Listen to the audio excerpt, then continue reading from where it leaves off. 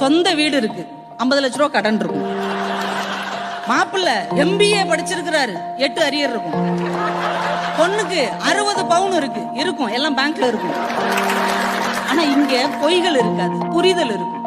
அவனுக்கு 4 அரியர் இருக்குன்னு அவளுக்கு தெரியும். ஏன்னா இவளை லவ் பண்ணதுனாலதான் அவனுக்கு அரியரே வந்தது. அவங்க வீட்டுல காசே இல்லைன்னு இவனுக்கு தெரியும். ஏன்னா அவளுக்கு பஸ் டிக்கெட்டை இவன் தான் எடுப்பான்.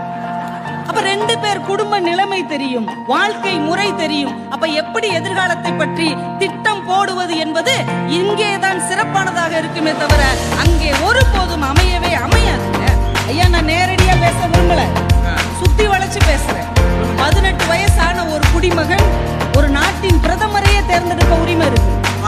ஒரு மாநிலத்தின் முதலமைச்சரையே அவரால் தேர்ந்தெடுக்க முடியும்.